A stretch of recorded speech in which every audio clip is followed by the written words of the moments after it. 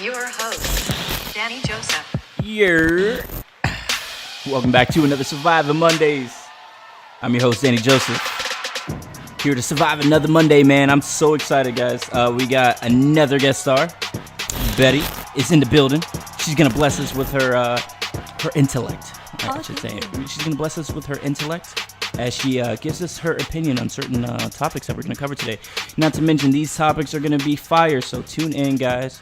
Again, this is season 2, so we're gonna go straight into what in the world. Hope you guys are excited because we have a great show today. So, I mean, honestly, just going into what in the world, I'm gonna tell you this right now. Nicki Minaj versus Cardi B. Okay.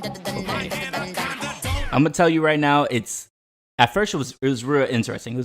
I should say it's more entertaining than it was, right? It was like, okay, two of the top female artists in hip hop are going at it. And, you know, people love drama. People love, you know, intensity, especially in the rap game. That just, like, fuels the rap game. It's like, right. You know, that's kind of what kickstarts everybody to, like, really be on their shit. But I feel like in this particular case, it's not a good thing, especially how it went down. Because I guess it was at an event that was, like, a little bit more upper class, quote unquote, a little bit more bougie, in my opinion. So when they had an altercation, we'll say it. They had an altercation, and apparently it was just a bad taste for a lot of the people who were there. Right. And it displayed the women in a negative connotation, especially them being African American, Cardi B being Spanish I think as she's well. Dominican, right? Yeah. So, you know, they get labeled with the ratchet term. Right? So, in my opinion, though, it's like I always pose this question, especially when it comes to like Spanish and Black folk when they're coming up. It's like, why does it always seem like there has to be one person that can be on top? Like, why can't we share the mantle? Because I notice, and you know, like not even to bring it like it's a race thing, but like I notice if it's, you know, white folk, Asians, you know, outside of like the Caribbean, basically, they coexist perfectly fine. Right. You know, you never see like Tim Cook, you know, roasting, you know, Bill Gates or anything like that. You never see, you know, the upper echelon of like Caucasians or Asians really going at each other's necks like you do in the African American and Spanish community. Actually, with that, even like in the Hispanic and Latin community in general, when it comes to entertainment, you really don't hear a lot about women or men kind of going at themselves. Like, think about Shakira, for instance. Okay. Like Yeah. Shakira, she became bilingual, you know, in her music and in her kind of like artistry. Yeah. She transitioned over to like the English aspect of things, but she had like a very outstanding long career in this, you know, in the Spanish kind of entertainment world. And that's true, yeah. And you never hear about her beefing with, you know, J-Lo or or somebody anything like yeah. that. I think what has to do with that, and I hate to put it this way, I think it's the fact that Cardi B is not just Latina, but she's Black as well, you know. So it is unfortunately put in a perspective where it makes you think about race. Yeah, because it's interesting because the animosity that you find within, especially in the Black community, I would say, but like it's like you can see it in sports, you can see it in hip hop, you can see it even it's starting to trickle down in like into politics. Right. Like we got Andrew Gilliam. I think he just got elected as a politician in Florida. Right. You know, but immediately speaking, I'm seeing people comparing him already to like Obama. Yes. And it's like, okay, but you know, would you do the same with the presidents that we have now? Like, are you comparing to the extent like Trump to Bush to Clinton? You know what I'm saying? Like, of course, when they mess up, we're going to bring up things that the other president did well, but it's not to the point of competition. Exactly. You know what I'm saying? And it's just like, I always feel like what always causes that, and especially now for women to be coming up in such a positive way, I feel like that's just deterring from your progress as, you know, as women to better yourselves. And of course. Well, me personally, I know about Cardi B, obviously. I know who Nicki Minaj is. I know all of that. But I've never had to sit down in a conversation and talk about their music. Yeah. Never. Yeah. Anytime I've heard anything about them, it began when their beef started. Yeah. And it was, oh, you know, Nicki Minaj and Cardi B, like back at the Met Gala, they finally met. And it was like, you know, they saw each other and apparently they made peace and this and that. It wasn't anything about their new music. It wasn't about, oh, this album was better than that one. Da, da, da. You're not talking about their art. Yeah. You're talking about what's going on with them because of that. But it seems that their entertainment isn't in their entertaining. It's in what's happening between the two of them because they're in the entertainment world. Now, do you feel like that has to do with just women and how they're looked upon in those type of industries in general? I think people like to see women fight. Yeah. Like they want to compare women's boobs, women's asses, they want to compare the hair length. Exactly. Who does their makeup better? Like makeup is such a big conversation, who can contour better than who, and who wore it better. And exactly. They do that so much. And I think people and women as well, like women love talking about who is prettier than the other one and who has a better lifestyle than the other one and this and that. And I think that's been conditioned to kind of make us feel that that's what's supposed to happen. Yeah. I personally lived a lot of times where I sat down and I looked at another person who didn't like me, for whatever reason, and it happened to be a woman. Yeah. And I would sit there and be like, well, I have nothing against you. And in my personal opinion, I find you to be prettier and, in a certain way, or in your own, I see that you do this better than me, or you have strengths where I lack something and vice versa. Yeah, because we all have strengths and weaknesses. Right. But I always felt like it was very natural for a woman to say, well, I don't like this woman and I don't approve of her success. I don't approve of her status. I don't approve of where she is right now, because maybe they didn't feel like it was a good thing to support another person, or they felt threatened. It's like there's only room for one of us. So, okay. So there's already like a blueprint set subconsciously already within the women ecosystem, that there's already hostility where it's at. So now as it bleeds into like the business world, it's already seeped into it. So that natural nature has already become part of the business stigma when it comes to women. We have to be fair as well, though, and talk about what hip hop is in general. Hip hop has always been rooted upon, the beef. Yeah. Like, for lack of a better term, it's always very competitive. Exactly. It's always been competitive. And sometimes people will come on and in their music or in an interview, they'll say, well, this is what hip hop is. Yeah. But then there's the fact that there have been many times where hip hop animosity is very real. Yeah. There is violence behind it. There is that real, like, I can't see you, in the same place as me. I just think that when it comes to the Cardi B and Nicki Minaj situation specifically, they were made a spectacle of. Like, they were really put on the spot, and not to talk about, okay, well, see, here we have two women again, coming at each other for no good reason. There was more like, oh, but did you see where they were at and how they did it, and how ratchet was that, and this is and that. And I think that's kind of overall just petty. It really felt like a petty situation. I think both of them too, playing into it, they're damaging their own image by allowing there to be room for this conversation. So would you, now to play devil's advocate, would you say they're partly to blame in a sense because if you think about it, like Nicki Minaj, there's this running joke, which I kind of agree on. Like, okay, when Nicki's rapping, it's like, when are you going to start talking about your ass and titties? Because it seems like you can't do a song without referencing your ass and titties. Right. And then the same thing with Cardi, like you start to see that a little bit more. Oh, I turned Offset on, things very around sexual, that nature. Yeah, very sexual. Very about their bodies and exactly. things like that. So it's like you're driving naturally your audience's attention to superficial things. So it's like, isn't that kind of already feeding into the nature of people wanting you to do more superficial things in a sense, and not allowing us to take you for who you are? Absolutely. Again, when it comes down to them as individual artists, I can only reach to a certain extent, because if I had to choose of, a selection of people to listen to, they are not, my top ones. Definitely. But I still know very much about the content of their music. Yeah. I know very much the type of music that goes on the radio, and that's Cardi B 24/7, ever since she became who she is now in the rap industry. And every song is the same thing. Yeah. In a different context, with a different beat, with a different feature, but it's generally the same thing. So I think, in all reality, I think both of them lack vision in a higher perspective. I think they're famous because they understand a certain crowd. The club going crowd, like you. And they're feeding more into that. Exactly. Absolutely. Because if you really want when you make something good, people generally tend to dislike it before they like it. Yeah. You know, unless you already have that, unless you've already been conditioned to look for that type of music. That's real. Or That's that type of art. Mm-hmm. I think when you make something substantial, it usually it stirs up controversy. You know, it stirs up a conversation before it gets people to be hyped about you. Yeah. You know, and I think either they know this, either they've already figured that out, Mm-hmm. and they're okay with having this type of music and attracting that type of crowd because that's where the money is.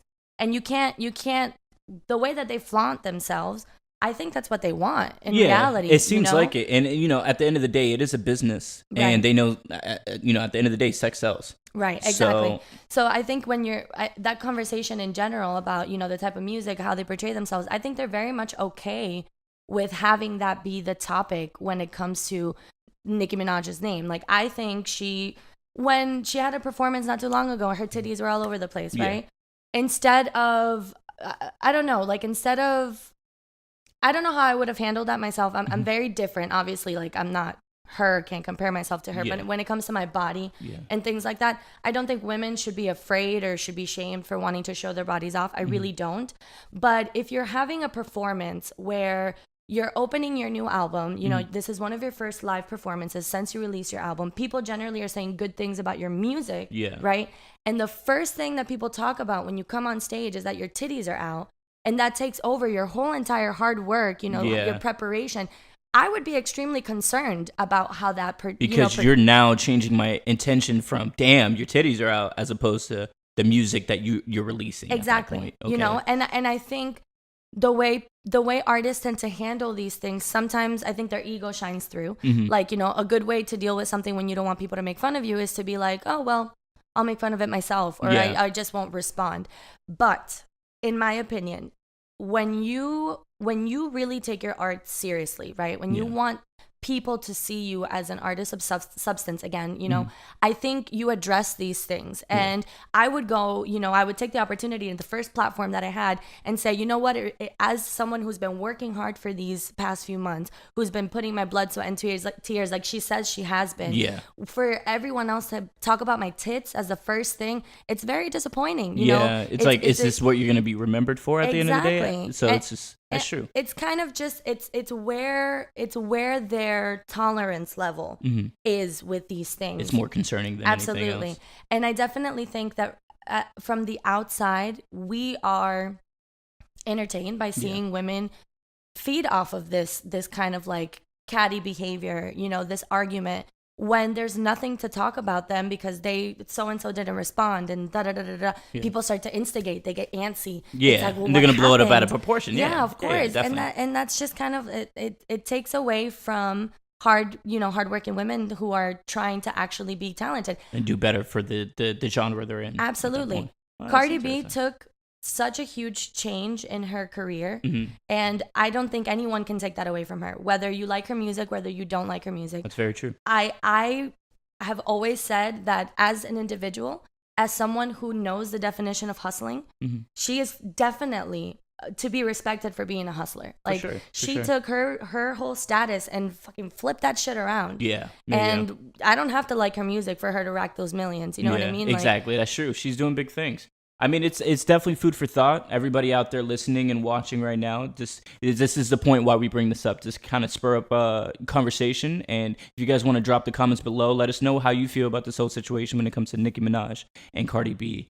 But moving on to the next topic, actually, I remember you were telling me a little bit about a movie that you were watching. It was Bomb City. Yes. So tell me a little bit about this film and like how it's relevant in your life and how it affects you, because it seemed like it was pretty interesting. Yeah, it blew my mind. So weirdly enough, it kind of has a little bit to do with this whole fighting, scenario, as we were talking with these two. So Bomb City is about this group of punk kids back in like the 1990s in Texas, Amarillo, Texas, who, for lack of a better word, were just like, fuck it. They didn't fit in with the high school standards. They didn't like playing certain sports. They liked music. They liked punk music. They were artists. They enjoyed the art of goth and like, mohawks and this and that. Yeah. So the film is based on this actual incident that happened with these jocks from their high schools. Oh, so it's based on a true story. It is. Yeah. This happened, I believe, in 1996, if I'm not mistaken. Fix me if I'm wrong. Correct me, please. Chill in the comment section. Yeah, all right? yeah. Relax. Leave room for doubt. Exactly. So they apparently this group of jocks and this group of punks, they went to the same high school together, and some of them were already graduated or they were dropouts and da. But there was huge animosity in this town. Anytime they would show up in any place publicly or in school, they would get bullied. The punks used to say that they used to call them freaks a lot, and specifically freaks and something else. But I believe at one point or another they used the word loser. Okay. You know, like they were losers. Any which way to ridicule them, bully them. They would call them freaks and faggots. Sorry for the word. Gotcha. You know, I mean, hate that word entirely. But it's right. out there. It but gets spit they around. used to call them that. So right off the bat, when I think of someone who has nothing better to do than to look at someone else who looks different and have the rage or the fucking feeling to be like, well, you're a fucking freak or like whatever. Yeah. You're fucking troubled. Like you got some issues. Yeah, you need to work through it's some deeper shit. than the situation you're in right then and there. Yeah, exactly. So in this film, this animosity between them two got so big and so heated that one day at an IHOP parking lot, after like partying and doing a couple of things, these kids went like head on. Yeah. According to the interviews and because I went fucking apeshit after watching this film and I researched everything I could about it. So there's actually an interview online. Look it up. It's amazing. So it's like a 60-minute interview where they talk about how it actually went down. There were apparently over 50 jocks and there were only about 5 punks. Yeah. These kids went at it. They started fighting. They started going at it. So the punks said that they had to carry bats and shit around with them a lot because these situations, kept happening more and more often. Gotcha. So at one point in time, this 17-year-old football player, I believe his name is Dustin in real life. Look him up too. He is in his Cadillac, and he's sitting in the car with another kid and a chick in the back, and he sees his friends fighting with these 4 or 5 punks or whatever. And he decides to drive through the crowd. So at the beginning, when he first starts doing it, he drives through, but like kind of breaks up like huddles and this and that. Yeah, and because no one wants to get hit by a car. Right, exactly. And at one specific point, he singles out one guy. His name is Brian. He singles him out, and he literally just runs him over. Guns it, just 100%. So there were all these eyewitnesses. Yeah. The people in the car said the same thing. When they take this, the kid died immediately on impact. Like, saddest thing in the world, dude. I cried for like literally 30 minutes sobbing after watching this. It's incredible. It's so saddening to see that this actually happened. Yeah. And they use real testimonies in the movie of what the lawyers actually said in the room. Okay. It is incredible what these people got away with and how this man spoke, due to like just the appearance of this kid. They used one of his jackets to kind of portray who he was as an individual. And the brand of his jacket said destroy everything. And when you look into the brand, the actual meaning is to destroy anything that has to do with prejudice or to destroy anything that has to do... But they twisted that in the sense that like maybe he was a troublemaker. Right, He's the person who has the issues. 100%. Gotcha. So in the article, in the movie itself, they talk about how the trial is the most fucked up part of the whole thing. So after killing this kid, after running him over, they actually only sentenced him to 10 years probation. Okay. The kid never went to jail. He did not serve a day in jail. He didn't have to do jack shit. He actually drove off in his car after doing this.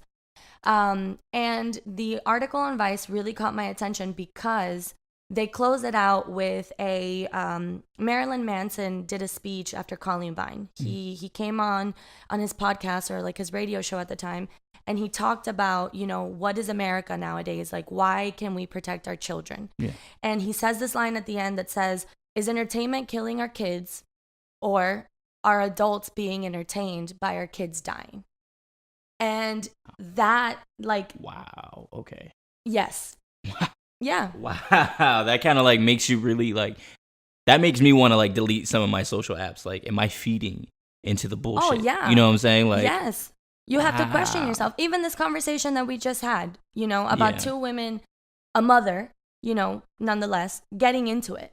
True. And it becoming a whole ass conversation. Yeah. Like, we are told that this is a topic, you know, and 100%. I'm not, and I participate. I am a part of that. You know what I mean? But watching something like this definitely makes you think of what are we really feeding into? Like, what are we really, like, what gets our brain jogging? So you know? do you feel like, you know, we're a slave then to the entertainment? Because I don't know if you've ever watched it, Black Mirror. Absolutely. Okay, so in an episode of Black Mirror, there was a point where and it was like there's a huge twist at the end, but to kind of sum it up really quick, because you know we got to move on. Right. In a sense that the main, I wouldn't even call her a protagonist, but the main character, we find her in a confusing setting.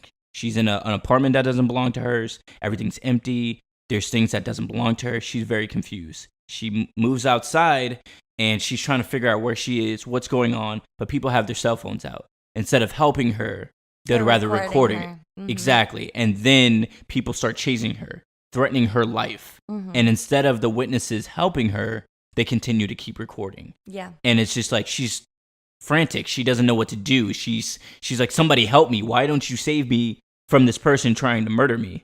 And everybody just has their phone out. Then you find out she's actually a convicted felon. Right, for doing the same thing, but they're doing to her what she did to someone else. Exactly. So that's her, you know, her, I guess you can say her, convicting, Yeah. you know, that her something, punishment or yeah, whatever, her punishment to serve the time. But it's also, it brought up a good point. That's why I love Black Mirror, in a sense that, like, is that what we're falling into now? Mm-hmm. When you compare something like that, it's like, are we a slave to this entertainment now?